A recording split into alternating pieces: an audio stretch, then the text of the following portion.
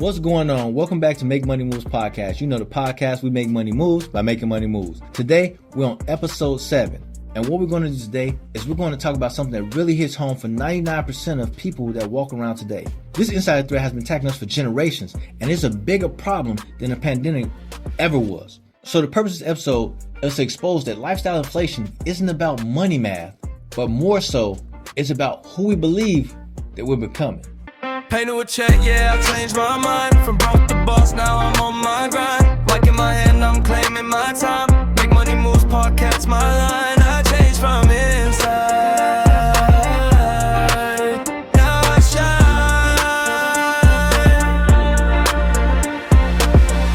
shine. Welcome back to episode 7 of Make Money Moves podcast. I'm your host, Al, and today we're going to be talking about something that is crucial to our survival. And that is why lifestyle inflation is really an identity problem. So let's take a moment and look in the mirror, right? Here's the real truth that most of us miss. Lifestyle inflation is not driven by incomes, raises, or anything like that. It's more so driven by our identity. I'm not talking about greed, recklessness, or even that lack of discipline. I'm talking about identity. Because every time our income increases, we make some more money, whether it's taxes, we get some side gigs, we make some money. Life probably can give us a mirror and say, who do you think you are? And most of us answer that question without realizing it and not saying anything. We answer it, and we answer by spending. I mean, every side income, every extra income, whatever it may be, there's an unspoken question that none of us are realizing. And that question is not coming from the bank, not coming from our boss or friends. It's coming from us. And that question may be something like, what does someone at this level look like? How does someone like me live now? What's appropriate for where I am in life? Because you heard the say, dress for the job you want, not for the job you have. Well, sometimes we take that a little bit overboard. And here's the key insight. As humans, we naturally seek alignment. We want our environment to match our identity. We want to fit in. So when we have that identity shift, our surroundings tend to follow. Not something that we think about and we purposely do. It's kind of like it's automatic. And that's why lifestyle inflation doesn't feel like it's reckless, wrong, or anything. It feels very much appropriate. Just think about how subtle it is. We get a new job. What happens? We go buy some new clothes. We make some more income. We change our routines. We get a new title. We feel like we got more expectations. We get around a new circle. Our standards begin to change. And nobody announces it. It's not like, oh, you can't be in here unless you wear this blazer or you have red bottoms or whatever it may be. So it's not announced. We don't sit there and say, oh, I'm inflating my lifestyle now. But what we do say is, this just makes sense. He got a Rolex, I need to have one. We tell ourselves, oh, I can afford this now. I always wanted that Rolex. I always want this. I can finally afford it. We may even say, this is normal at my level now. And the truth of the matter is, being completely honest, it's normal.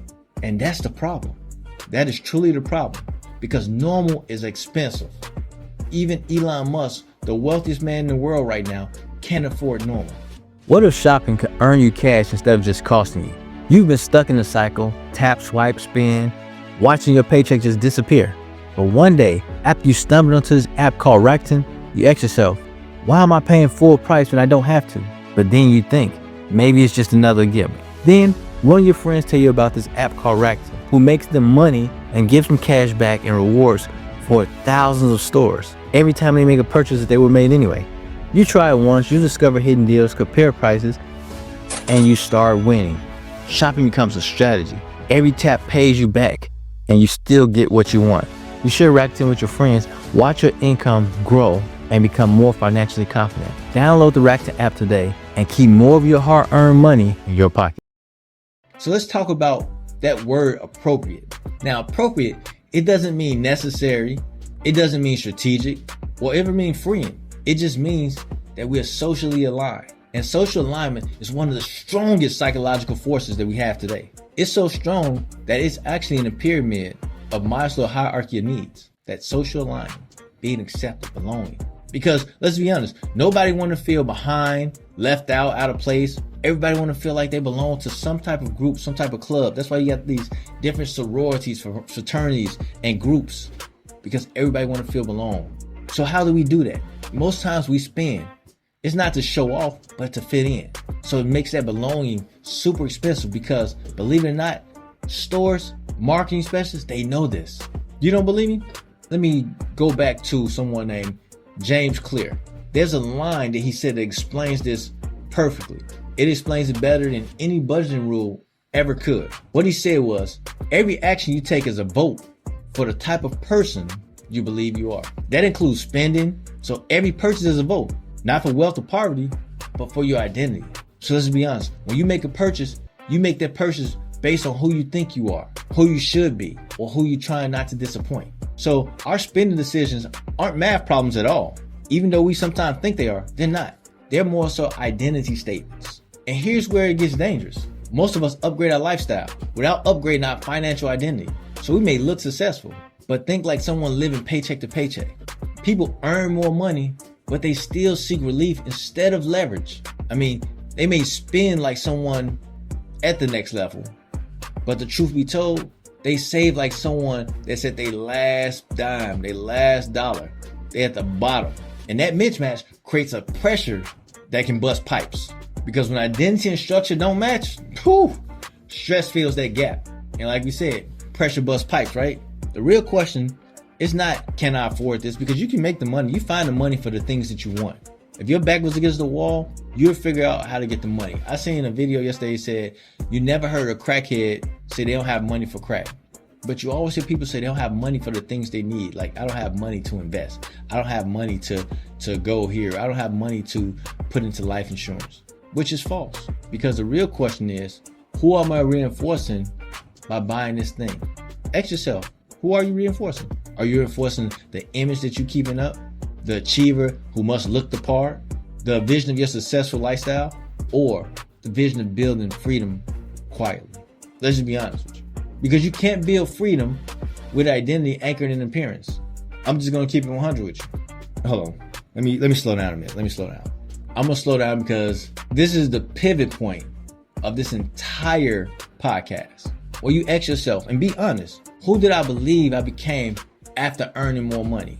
What version of myself am I trying to live up to? Am I just trying to keep up with the Joneses? Did my financial identity upgrade or just my surroundings? I mean, what would alignment look like if freedom mattered more than appearance? Or better yet, if nobody could see my life, what would I keep? Now I know these questions not comfortable for you. They may seem kind of weird. They may seem kind of like creating some type of stress, but they're powerful. Because once that identity shifts, your behavior follows naturally, effortlessly. Now here's the shift that changes everything for you. Stop letting income become your identity. Let freedom define you. Because we've seen on movies like Trading Places, you can have this identity and be rich, and then you can lose everything and your identity change, but you may still be the same person. So let freedom define you. So here's the thing.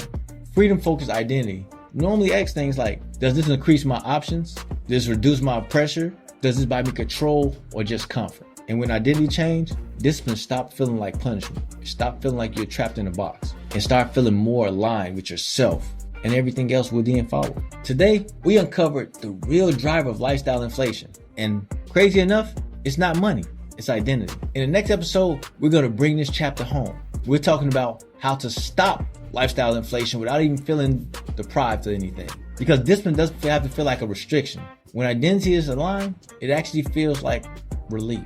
So stay with me. I need you to do something for me. I need you to go ahead and subscribe, like, share, and comment something that really touched you and was really able to help you in this episode. Or you know someone else that this may help. Go ahead and send this video to them. And do that one thing, because the more people we have that's financially literate, the less people we have in poverty. So with that being said, let's go ahead and identify these inside threats so that they'll no longer become threats and no longer become our enemies. Because now we know how to fight them with confidence, courage, and power. So we can now make money moves by making money moves. You heard it here first. See you next time on Make Money Moves podcast, where we make money moves by making money move. Remember, don't take notes, take action. Peace. Pay to a check, yeah, I changed my mind. From broke to boss, now I'm on my grind. Like in my hand, I'm claiming my time.